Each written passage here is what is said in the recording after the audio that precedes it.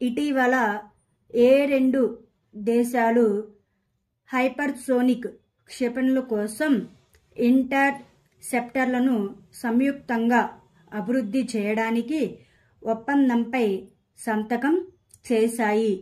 United states and Japan. ఇటీవల ప్రపంచంలోనే అత్యధిక పోటీ కొలను ఏ దేశంలో ప్రారంభించబడింది? భూటాన్ దేశంలో ప్రారంభించబడింది. ఇటీవల India Zimbabwe joint trade committee 3వ సెషన్ ఎక్కడ జరిగింది? న్యూఢిల్లీ. షాట్ పుట్ ఈవెంట్లో జాతీయ రికార్డు సృష్టించిన ఏకైక క్రీడాకారుడు ఎవరు? అబా కతువా. ద్విచక్ర వాహన పరిశ్రమలో విప్లవాత్మక మార్పులు తీసుకురావడానికి ఓఎన్డీసీ నెట్వర్క్లో ఎవరు చేర్చబడ్డారు? Hero మోటార్కార్స్.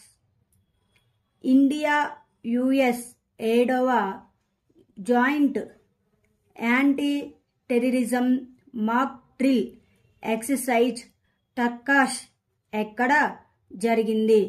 Kolkata.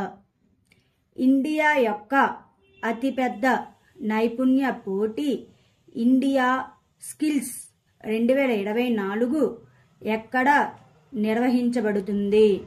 New Delhi.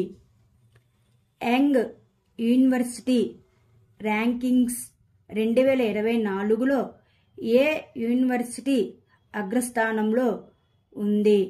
Nanyang technological university, Singapore. ద్వీపం అంతటా ఫ్రీ హాస్పిటల్ ఎమర్జెన్సీ కేరును అందజేస్తున్న శ్రీలంకలో ఉచిత అంబులెన్స్ పేరు ఏమిటి? సోసిరి. 1990. సిఏఏ కింద 300 మందికి పైగా భారతీయ పౌరులుగా మార్చబడ్డారు. పౌరసత్వ సవరణ చట్టంలో ఏ దేశంలో పేర్కొనబడలేదు?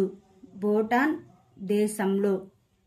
సాహిత్య సంస్థ అందించే అత్యున్నత సాహిత్య గౌరవమైన సాహిత్య అకాడమీ ఫెలోషిప్ను ఏ రచయితకు అందించారు?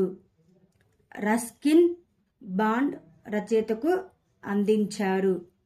సినిమా అండ్ న్యాయవాద పనిలో గణనీయమైన కృషి చేసినందుకు freedom of the city of London ఎవరు పొందారు? షబానా అజ్మీ.